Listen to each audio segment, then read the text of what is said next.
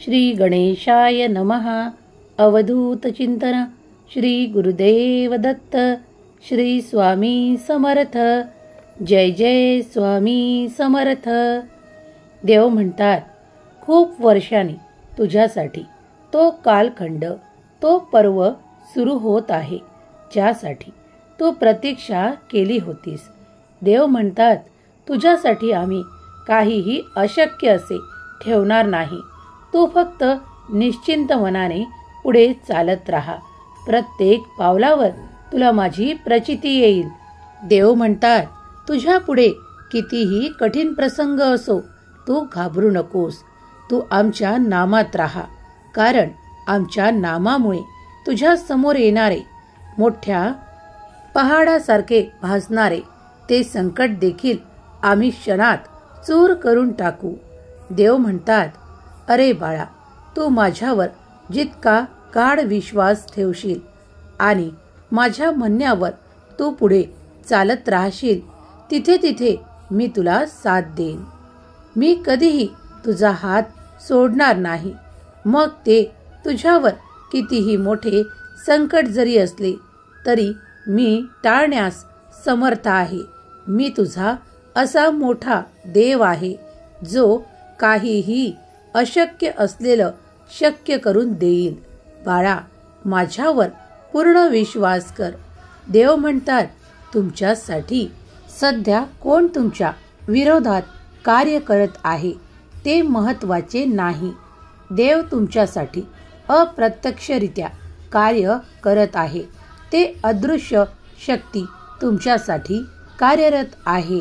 देव तुम्हाला आशीर्वादांच्या रूपात ते सर्व काही देऊ इच्छितात. देव म्हणतात, बाळा, आजचा दिवस तुझ्यासाठी खूप काही शुभ घटनांनी भरलेला आहे. तेव्हा मागे सरकू नको. प्रत्येक पावलावर तुझा विजय निश्चित आहे. प्रत्येक पाऊल पुढे टाकत चाल, कारण मी तुझ्या पाठीशी उभा आहे. जर तुला आता असे वाटत आहे की हे माझ्यासाठी अशक्य आहे, हे माझ्यासाठी कठीण आहे, त्यावेळेस तू आमचे नामस्मरण कर. बघ, पुढल्या क्षणी तुला ते सर्व काही सोपे वाटायला लागेल, सरळ वाटायला लागेल. ज्या मार्गावर तुला चालायचे आहे तो मार्ग तुला सुखकर वाटायला लागेल. मधातल्या येणाऱ्या अडचणी बाजूला सरकतील आणि तुझ्यासाठी प्रशस्त असा मार्ग निर्माण होईल. देवाची कृपा तुझ्यावर आणि तुझ्या संपूर्ण कुटुंबावर आहे. ते तू अनुभवशील. तुमच्या नात्यात ते प्रेम निर्माण होत आहे, ज्यासाठी तुम्ही माझ्याकडे प्रार्थना केली आहे. देव म्हणतात, माझ्यावर जो कोणी विश्वास ठेवील, मी त्याच्या जीवनामध्ये तो प्रकाश देऊ इच्छितो, ज्या प्रकाशामुळे त्याचे जीवन एकदम उजळून निघेल, त्याची परिस्थिती सुधारेल.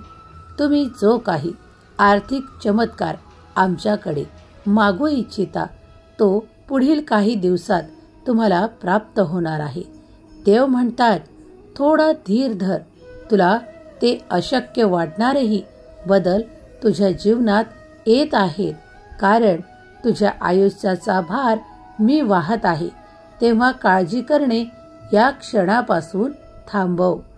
तू आमच्याकडे खूप काही आशा घेऊन आला आहेस. त्या आशेला मी जिवंत ठेवू इच्छितो. तुला त्या आशीर्वादांनी परिपूर्ण करू इच्छितो. देव म्हणतात, तुझ्या सैऱ्या-वैऱ्या मनाला एकाग्र करण्यासाठी नामस्मरण सर्वात मोठा एक आशीर्वाद आहे, जो आम्ही तुला दिला आहे. त्याला रोज तुम्ही जितके जपाल, तितके तुम्ही तुमचे जीवन उच्च पदावर न्याल. देव म्हणतात, जो कोणी नामस्मरणात रमेल, तो माझा प्रिय ठरेल. बाळा, नामस्मरणाला कधीही दूर लोटू नका, कारण त्या नामस्मरणामुळेच आम्ही तुमच्या जवळ आहोत. मी सांगत आहे त्यावर दुर्लक्ष करू नका, कारण पुढील वेळ तुमच्यासाठी खूप काही आशीर्वादांनी भरलेली येत आहे. खूप काही आनंद तुमच्याकडे धावत्या गतीने येत आहेत. त्यासाठी तुम्हीही तयार राहावे. देव म्हणतात, बाळा, माझ्याकडे तुझ्यासाठी अशक्य गोष्टीही शक्य करून देण्याचे सामर्थ्य आहे. म्हणूनच आम्ही देव आहोत. तू आम्हाला पूज्य मानतोस, आमच्याकडे खूप काही आशा घेऊन येतोस, तेव्हा आम्ही तुला निराश करू इच्छित नाही. तुझ्यासाठी ते सुरक्षेचे कवच आम्ही निर्माण केले आहे. तू आता पूर्णपणे आमच्या सुरक्षा कवचात सुरक्षित आहेस. आणि बाळा, तुला सांगू इच्छितो, तुझे जीवन पुढील स्तरावर जाणार आहे. तेव्हा तुझ्यासाठी ते चमत्कारिक आशीर्वाद तू प्राप्त करशील. देवदूत ते तुझ्याकडे घेऊन येत आहेत. तुझ्या मार्गात आता तुला खूप काही असे आशीर्वाद चमत्कार बघायला मिळतील. तू जी वाट धरली आहे ती तू ईश्वराची, भगवंताची वाट धरली आहे. त्या मार्गावर नाही तुला कधी निराशेचे विचार येतील, नाही कधी नैराश्य तुझ्या जवळ येईल. बाळा, लवकरच तुमची इच्छा पूर्ण होणार आहे. पैशाचे उत्तम मार्ग तुम्हाला मिळतील, पण त्यासाठी स्पष्ट करण्याची तुमची तयारी ठेवा. ते मार्ग मी तुम्हाला मिळवून देईल. तुमच्या नात्यामधील कटुता मिटेल. तुमचे जीवन आनंदाने भरून जाईल.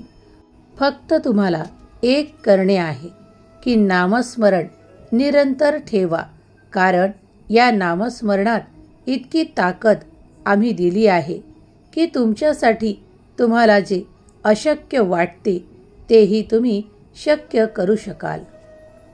देव म्हणतात, या क्षणाला जो कोणी खूप काही आशीर्वाद प्राप्त करू इच्छितो आणि हा संदेश शेवटपर्यंत ऐकतो, त्याच्यावर माझी विशेष प्रीती आहे. तो माझा असा भक्त आहे ज्याला जिकडे तिकडे माझे दर्शन घडेल. तो आता या वेळेसही मलाच पाहत आहे. तो नेहमी माझ्या नामात रंगतो. मी त्याला माझ्या प्रेमाचा आशीर्वाद देऊ इच्छितो. तो त्याचे जीवनात जे काही प्राप्त करू इच्छितो, ज्या काही इच्छा प्राप्त करू इच्छितो, मी त्या सर्व त्याला प्रदान करील. देव म्हणतात, तुला कधीही मी एकटे सोडणार नाही. जो कोणी प्रीतीने माझे नामस्मरण करतो त्याला मी कधीही अर्धवट मार्गात सोडत नाही. त्याचे ध्येय गाठण्यासाठी मी सदैव तत्पर असतो. देव म्हणतात, तुम्ही मागील काळात जे काही दिवस काढले आहेत त्यांची किंमत ठेवा, कारण तुम्ही जो काळ पाहून पुढे चालत आहात तो आता तुमच्याकडे आम्हीच पाठवला आहे. तेव्हा देवांचे धन्यवाद द्यायला विसरू नका, कारण त्यामुळे तुम्ही आणखीनही सुखांचे आशीर्वाद चमत्कार पाहू शकाल, मिळवू शकाल. तो म्हणतात, बाळा, तुला काही सांगू इच्छितो. सुंदर चेहरा एक दिवस म्हातारा होतो. बलाढ्य शरीर एक दिवस गळून पडते. मोठे मोठे पद सुद्धा एक दिवस निष्ठून जातात. पण चांगला मनुष्य नेहमी चांगलाच राहतो, कारण त्याचे कर्म त्याच्या सोबत असतात. त्याचा स्वभाव असा असतो की तो प्रत्येक माणसात मिसळून राहू इच्छितो. जर कुणाची मदत करण्याची वेळ आली तर तो योग्य वेळेस आपला हात कुणाला सहाय्यतेचा प्रदान करतो. त्यामुळे तो या भूतलावर असा कर्मनिष्ठ ठरतो की त्यावर देवाची प्रीती अधिकच वाढते. कारण देव म्हणतात, प्रत्येक मनुष्यात, प्रत्येकाच्या अंतरआत्म्यात माझे वास्तव्य आहे, माझा निवास आहे. जो कोणी कुणाचे मन काही कारणांनी दुखवत नाही, कधी कोणावर रोष धरत नाही, तो माझा अतिप्रिय पालक असतो. देव म्हणतात, तूही माझा लाडका आहेस, तूही माझा प्रिय आहेस, कारण कितीतरी गुण मी तुझ्यात बघतो जे तुझ्यात आहेत. देव म्हणतात, असे खूप तुम्ही बघत असाल की जे फक्त काही तोडग्यांवर विश्वास करतात आणि त्या तोडग्यांच्या इतके आहारी जातात की फक्त त्यावरच विश्वास करतात. जर त्यांच्याकडे कुणी प्रेमाने जरी हास्य दिले तरी ते त्याच्याकडे त्या मनातल्या द्वेषाच्या भावनेने बघतात. जर त्याच्याकडे कुणी काही मदतीसाठी आले तर त्याला सुद्धा तो त्या शकिल्या नजरेने बघतो. देव म्हणतात, त्यावेळेस माझी प्रीती त्याच्यासोबत नसते. मी त्याची साथ कधीही देत नाही. जो नेहमीच शंकाने खूप काही ग्रस्त असतो. बाळा, तेव्हा तुमच्यासाठी माझे नामस्मरण नेहमीच आहे. निशंक मनाने ते नामस्मरण करा, कारण माझी प्रीती नामस्मरणावर अधिक आहे. जो कोणी नामस्मरणात दंग राहील, ईश्वराचे चिंतन करत आपले जीवन व्यतीत करील आणि खोट्या दिखाव्यांपासून लांब राहील, तेव्हा तो माझा खरा भक्त होईल. देव म्हणतात, अजूनही वेळ गेलेली नाही. सावध व्हा. प्रत्येक मनुष्यात माझे अस्तित्व अंशरूपात आहे. तेव्हा कुणाचेही मन दुखावू नका. एकमेकांना आपले मित्र माना, नाही की शत्रू माना. देव म्हणतात, प्रत्येक जण आपल्या कर्तृत्वाला पुढे आणण्याचा प्रयत्न करत असतो. त्या प्रयत्नात जर तुम्ही मागे राहिलात तर विजयाचे पथ कधी बघाल? त्यासाठी प्रयत्न सुरू ठेवा. यश नक्कीच पुढच्या पावलावर तुमची वाट पाहत दिसेल. देव म्हणतात, ज्याप्रमाणे दरवाजावर तुम्ही शुभ लाभ लिहू इच्छिता ते आनंदाने तुम्ही लिहिताही, पण जर तुमच्या विचारात ती शुभता तुम्ही ठेवली नाहीत, जर इतरांची मदत केली नाही, कुणाला आपल्या घरून हाकलून लावलेत किंवा पळवून लावलेत, तर देवाची मर्जी कशी राखाल? देव म्हणतात, ते चांगले विचार, ते शुभ विचार तुझ्या मनात ठेव. कोणाबद्दलही कटुता मनात ठेवू नको. मग तुझ्यासाठी शुभ शुभ होणार आहे. तुझ्यासाठी लाभच लाभ होणार आहे. तुझी कधीही हानी होणार नाही. तुझे कधीही नुकसान होणार नाही. कारण जो अंतरात्मा तुम्हाला काही मदत केल्यामुळे दुवा देतो, त्या अंतरात्म्यातून मिळालेली दुवा तुम्हाला पुढे नेते, तुम्हाला खूप काही शुभ प्रदान करते. तेव्हा विचार करा की नुसतं शुभ लाभ लिहायचे की आपल्या कर्मात ते चांगले विचार ठेवायचे. देव म्हणतात, कधी कधी मी तुझ्यासाठी पुण्याच्या गोष्टी घडवण्यासाठी तुझ्याकडे त्या संधी पाठवत असतो, ज्यामुळे तू समोरच्याचे कार्य पूर्ण केलेस की तुला तो आशीर्वाद प्राप्त होतो. बसल्या जागीही तू ते प्राप्त करू शकतो. तुला कुठेही जायची यायची आवश्यकता सुद्धा पडत नाही. देव म्हणतात, अरे पुण्य पुण्य असे पाप पाप किती वेळा करणार नाही का? तर पाप पुण्याच्या गोष्टी फक्त केल्यापेक्षा काहीतरी पुण्य करा. त्याने तुम्हाला अधिकाधिक आनंदही प्राप्त होईल. जे पशु पक्षी येतात तुमच्या दारात, त्यांना कधी दाना टाकला आहे का? त्यांना कधी पाणी ठेवले आहे का? त्यांना खाताना बघताना बघा, किती तुम्हाला आनंद प्राप्त होईल. देव म्हणतात, बाळा, कधी कधी छोट्या छोट्या गोष्टीतून खूप मोठा आनंद तुला प्राप्त होतो. देव म्हणतात, एखाद्याला त्रास देऊन तुम्ही किती दिवस खुश राहणार? किंवा जो तुम्हाला त्रास देत असेल तो तुम्हाला त्रास देऊन किती दिवस खुश राहणार? एक दिवस तोच त्रास त्यांनाही होईल.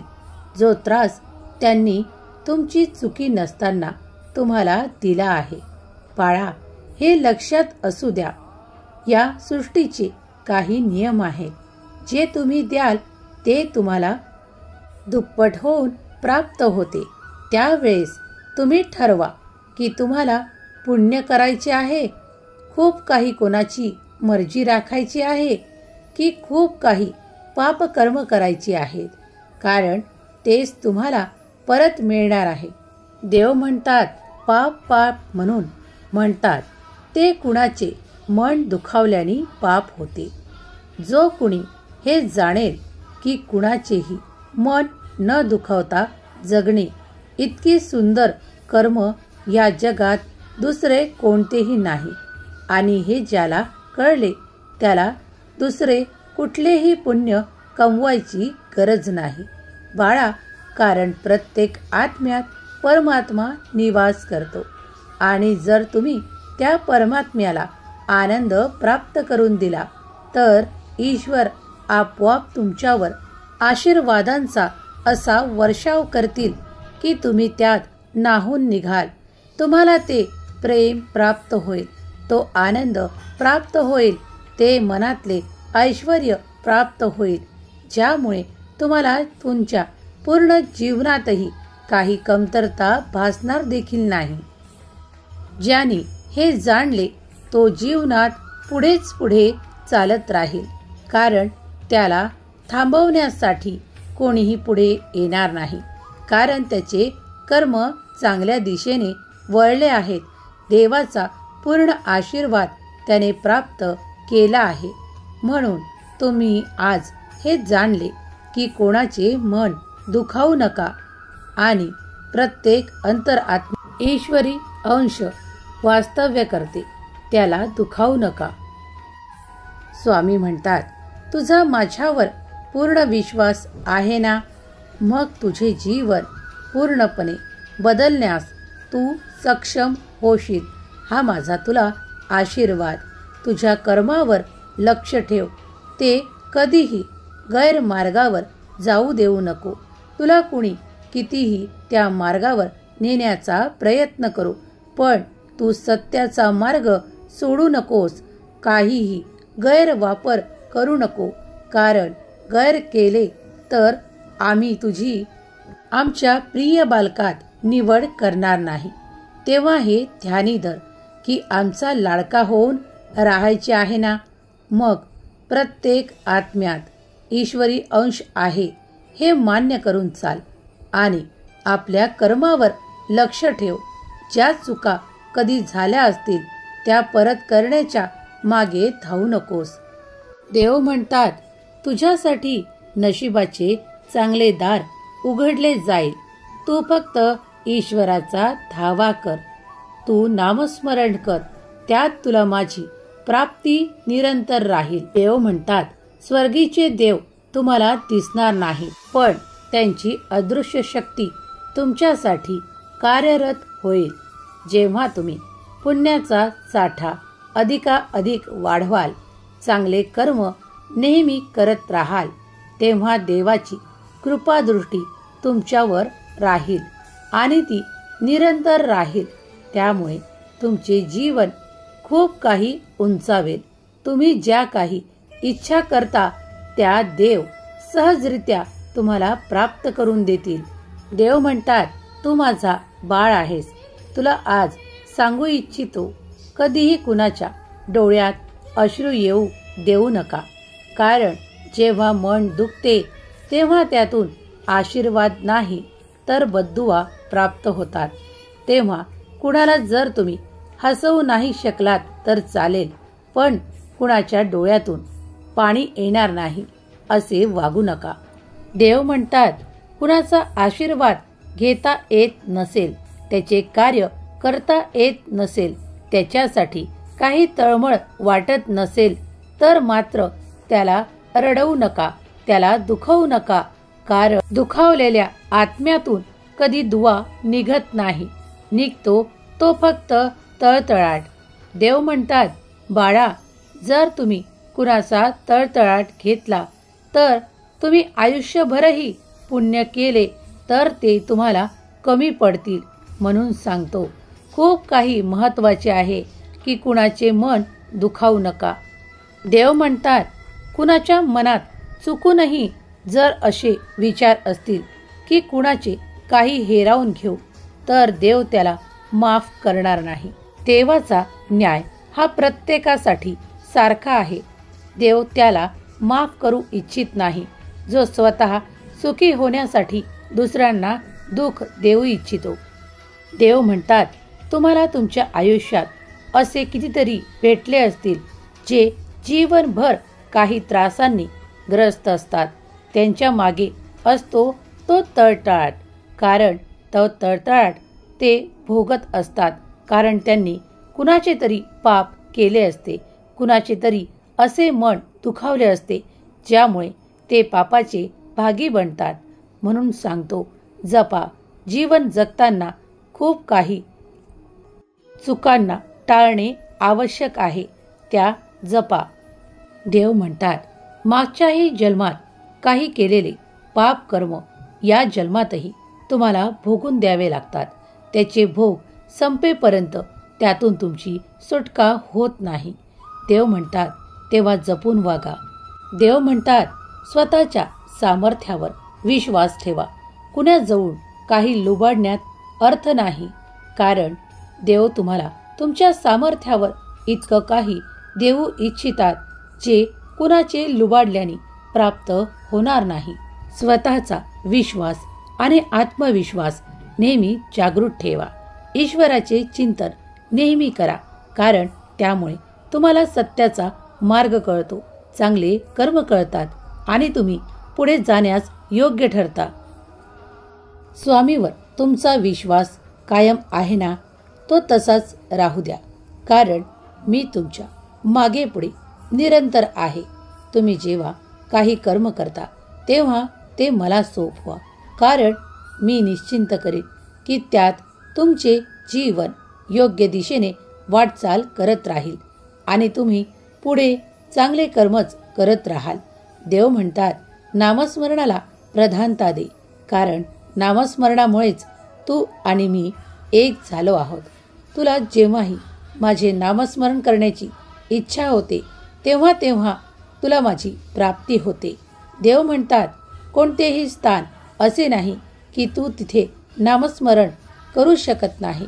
तेव्हा मी तुला आशीर्वाद देतो. तू जिथेही नामस्मरण करशील ते माझ्यापर्यंत पोहोचेल. आज तुला सांगू इच्छितो, तुझे जीवन खूप काही परिवर्तनाच्या दिशेने वाटचाल करत आहे. तुला खूप काही आनंदाची बातमी कळणार आहे. खूप काही असे जीवनात बदल होणार आहेत. ते पुढील काळ तुझ्यासाठी खूप काही सुखाचा ठरणार आहे. मुलांकडूनही तुला खूप काही आनंद प्राप्त होणार आहे. मनातल्या खूप काही कल्पना आता पूर्ण होण्याच्या तयारीत तुला दिसून येतील. पुढील काळ तुझ्यासाठी खूप काही शुभ असेल. माझे नामस्मरण करण्यासाठी तुला कुणाचीही परवानगीची आवश्यकता नाही. तू जिथे करू शकतोस तिथे नामस्मरण करत जा. मी ते सर्व काही स्वीकार करेन. तुला ज्याप्रमाणे माझी पूजा करायची आहे ती मी स्वीकार करतो. जर तुझ्याकडे एखादे फूल नसेल तर तू मनातल्या संकल्पाने मला फूल वाहा, तेही मी स्वीकार करेन. तुझ्याद्वारा केल्या गेलेली मानसपूजाही मी स्वीकार करेन. तू मला त्या मानसपूजेत जे जे मनाने वाहशील त्याचा मी आनंदाने स्वीकार करेन. सुखी रहा बाळा, तुझे कल्याण होईल. श्री स्वामी समर्थ. श्री स्वामी समर्थ. श्री स्वामी समर्थ.